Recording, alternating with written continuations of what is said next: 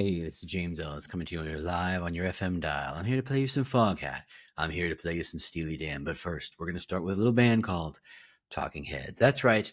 Welcome to the next step. That's right. Look, last night I took my 10, soon to be 11-year-old daughter to her very first theater club concert. Yes, so I was out a little later than I should be. I'm a little fried more than I want to be, but my daughter saw a band that she adores, who I've never heard of till about 2 weeks before this show. So here we are. Did I see some weird stuff that I haven't seen since I was very, very young? Yes. Did I used to be go all the club shows back when I was in college and grad school? Absolutely. Has it completely changed? Oh God, everybody has cell phones. I'm just saying that. Look, welcome to the next step. I'm here to tell you it's time to talk about AI. And I want you not to we're not going to do a tactical, hey, here's a trick, here's a fun walk you through kind of thing. I have one simple idea. You are thinking about AI all wrong. You are thinking about AI as a thing that helps you cut corners, as the things that helps you kind of offload the stupid stuff you want to do. And I get that. That's how it's been sold to us. Hey, it'll do all our scheduling. Hey, it will do all our stack rankings so you don't have to read every resume. Hey, it'll do all this stuff for you that you don't want to do, which of course leaves the question of what do is you want to do. What's left? What's worth doing as a human? Where do you bring value? And we're not going to get into that particular quagmire of a situation, but we are going to talk about the idea that maybe we're undercutting the value of this kind of tool and skill set. Rather than thinking about AI as a thing that kind of takes away the unnecessary drudgery of recruiting, and suddenly we sound like a 50s or 60s housewife, right? Take away the drudgery of doing laundry all day long. It's a thing that just spins. The question we should be asking is, how do we make AI do our jobs better? Right? How do we, instead of getting rid of the garbage we don't want, how do we achieve more? How do we see this as a tool that propels us to places that before we simply couldn't? You want an example? Of course you want an example. Of course you want an example. Why wouldn't you want an example? Here's one.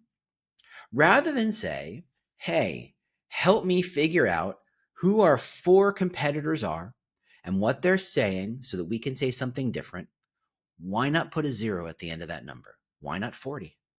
I mean, it takes you almost the same amount of time to review and analyze 40 companies as it does 4.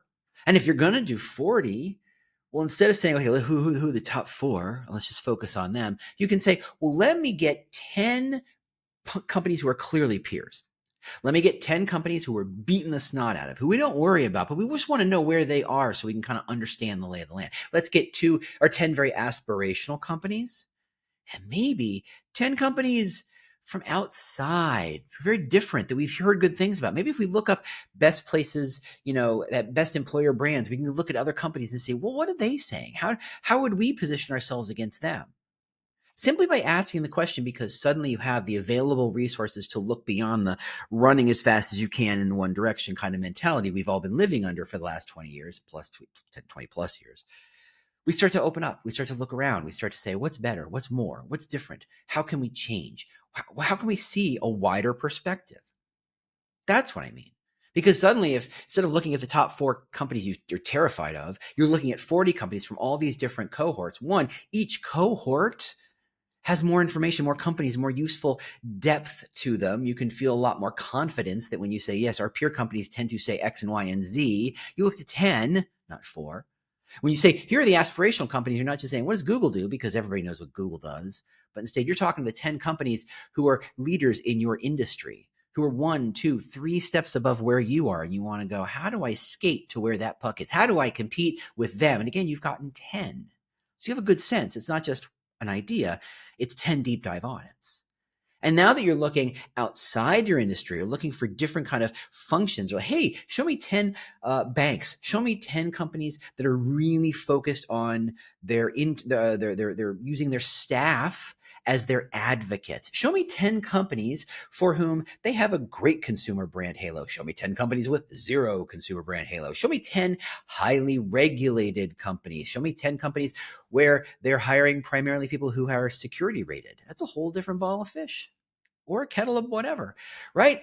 These are mixed metaphors. And if you don't learn to embrace them here at the next step. You're never going to hang with the cool kids here at the next step, and David and Bjork and Orson and Grace at all. Anyway, this is what AI is supposed to do. It's supposed to help us do better.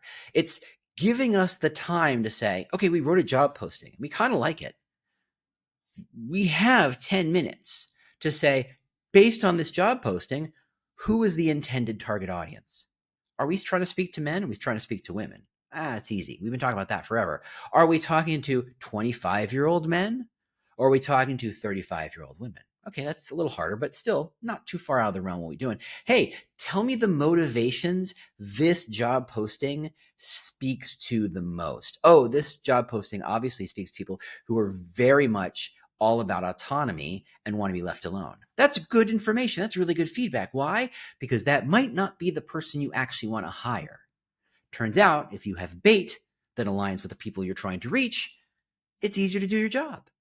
But if you don't know who your bait's trying to reach and you're suddenly going, why am I getting all these 27-year-old dudes who all want autonomy and that's not what we're offering, you don't realize that's who it's speaking to. But if you had a few minutes and ran your job, not to say make it better, but instead to say, who is this speaking to? Or then even say, rewrite it so it speaks to this particular audience, you are more effective. AI is not about the tool set. It's about the way you think about your problems. It's about the way you leverage it as a resource to achieve more. So that's all I had today. It's a short one because, like I said, my voice was fried. It was a fun show for my daughter. I felt very old. I was not the oldest person in the room. I was pretty sure I would be. I was not, and that surprised me. But here you go. What are you going to do? If this is the sort of stuff you like, you should definitely subscribe, whether it's the newsletter, whether it's the video, the YouTube channel, whatever.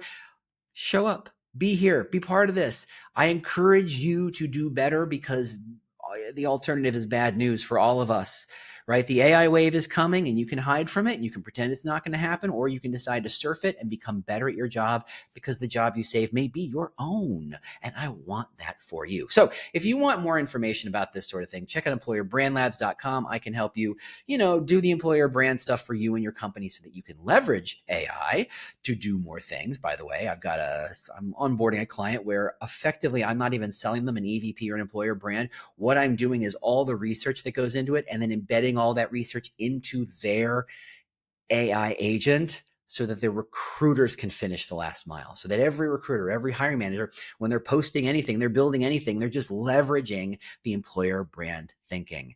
We got to get more creative with our thoughts and how we use this stuff. Otherwise, we're going to get crushed. Which is a wonderful image, I guess, on a Monday morning. Here we are. Anyway, thanks so much for listening. Thanks so much for being here. Please share it if you got something out of this. If this inspired you or you think it might inspire someone else, give it the old share, push, subscribe, that sort of thing. Thanks so much, and I will see you next week.